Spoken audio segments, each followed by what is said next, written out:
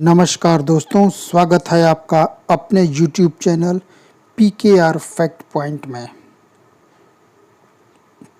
दोस्तों, आज इस चैनल के माध्यम से हम एक नई शुरुआत करने जा रहे हैं, जिसके माध्यम से हम आपको कुछ पौराणिक कथाओं से भी अवगत कराएंगे।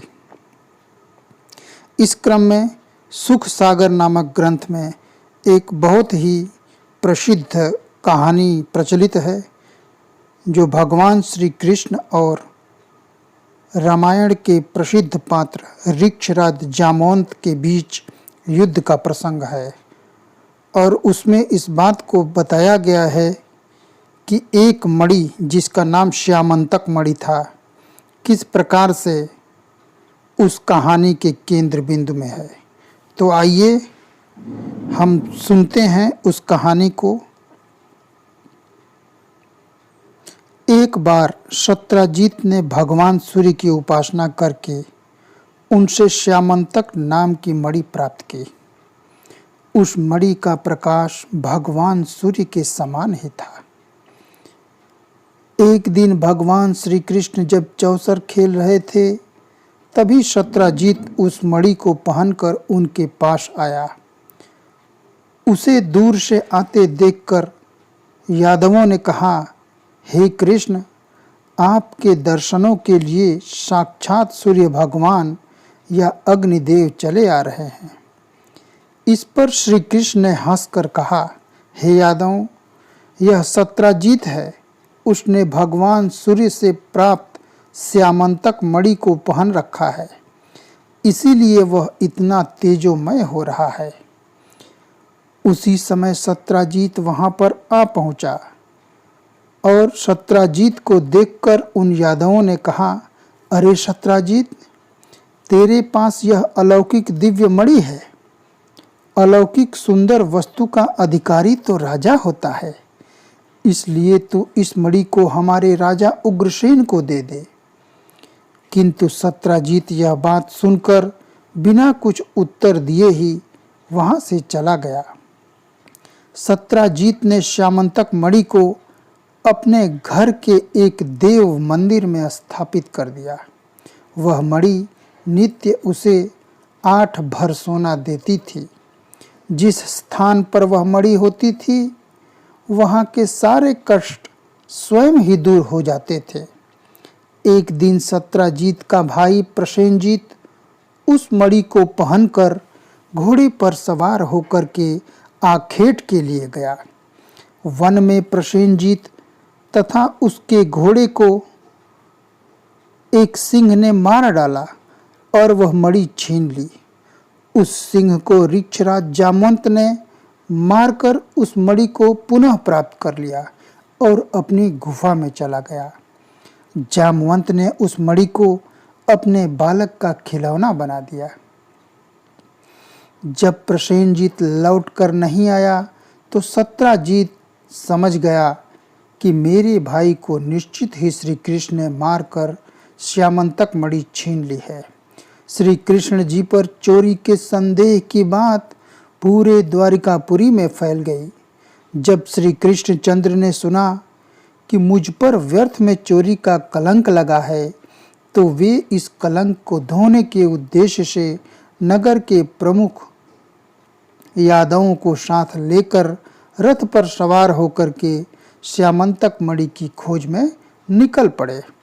वन में उन्होंने घोड़ा सहित प्रसेनजीत को मरा हुआ देखा, पर मणि का कहीं अता पता नहीं था। वहां निकट ही सिंह के पंजे के चिन्ह थे। वे सिंह के पद चिन्हों के सहारे आगे बढ़े तो उन्हें वह सिंह भी मरा हुआ मिला, और वहां पर वृक्ष के पैरों के निशान मिले, और जो निशान एक गुफा तक जाते थे। जब वे उस भयंकर गुफा के निकट पहुंचे, तब श्री कृष्ण ने यादवों से कहा, तुम लोग यहीं रुको, मैं इस गुफा में प्रवेश कर मणि ले जाने वाले का पता लगाता हूँ। इतना कहकर वे सभी यादवों को गुफा के मुख्य द्वार पर छोड़कर गुफा के भीतर चले गए। वहां जाकर उन्होंने देखा कि उस प्रकाशवान मणि को वृक्ष का एक बालक लिए हुए खेल रहा है। श्री कृष्ण ने उस मणि को वहां से उठा लिया। ऐसा करते ही जामवंत अत्यंत क्रोधित होकर श्री कृष्ण को मारने के लिए झपटते हैं। जामवंत और श्री कृष्ण के मध्य भयंकर युद्ध होने लगा। जब श्री कृष्ण जी गुफा से वापस नहीं लौटे तो सारे यादव उन्हें मरा हुआ समझकर 12 दिन के उपरांत वहां से द्वारिकापुरी वापस गए तथा समस्त वृत्तांत वसुदेव और देवकी से कहा। वसुदेव और देवकी व्याकुल होकर महामाया दुर्गा की उपासना करने लगे। उनकी उपासना से प्रसन्न होकर दुर्गा देवी ने प्रकट होकर उन्हें आशीर्वाद दिया कि तुम्हारा पुत्र तुम्हें अवश्य मिलेगा। श्री कृष्ण और जामवंत दोनों ही पराक्रमी थे। युद्ध करते हुए गुफा में 28 दिन व्यतीत हो गए। भगवान श्री कृष्ण की मार से महाबली जामवंत की नस टूट गई। वह अति व्याकुल हो उठा और अपने स्वामी श्री रामचंद्र जी का स्मरण करने लगा। जामवंत के द्वारा श्री राम के स्मरण करते ही भगवान श्री कृष्ण ने रामचंद्र के रूप में उसे दर्शन दिए। तब जामवंत उनके चरणों में गिर पड़ा और बोला, हे भगवान, अब मैं जाना कि आप यदुवंश में अवतार लिए हैं।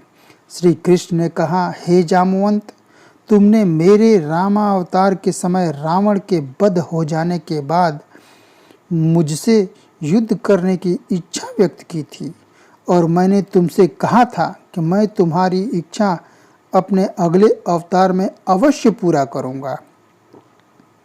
अपना वचन सत्य सिद्ध करने के लिए ही मैंने तुमसे यह युद्ध किया है। जामवंत ने भगवान श्री कृष्ण की अनेक प्रकार से स्तुति की और अपनी कन्या जामवंती का विवाह उनसे कर दिया। श्री कृष्ण जामवंत को साथ लेकर द्वारिकापुरी पहुँचे। उनके वापस आने से द्वारिकापुरी में चहुं ओर प्रसन्नता व्याप्त हो गई। श्री कृष्ण ने सत्यजीत को बुलाकर उसे मणि वापस कर दी। सत्यजीत अपने द्वारा श्री कृष्ण पर लगाए गए झूठे कलंक के कारण अति लज्जित हुआ था और इसका पश्चाताप करने लगा। प्रायश्चित के रूप में उसने अपनी कन्या सत्यभामा का विवाह श्री कृष्ण के साथ कर दिया और वह मणि भी उन्हें दहेज के रूप में दे दी। किंतु शरणागत वत्सल श्री कृष्ण ने उस मणि को स्वीकार न करके पुनः सत्यजीत को वापस कर दिया। तो मित्रों, यह थी अद्भुत श्यामंतक मणि की कथा और भगवान श्री कृष्ण और जामवंत के बीच युद्ध की कहानी। अगर आपको अच्छी लगे तो इस चैनल को लाइक, शेयर और सब्सक्राइब कीजिए ताकि हम इस प्रकार की अनेक पौराणिक और रोचक कथाएं आपके सामने लेकर आते रहें।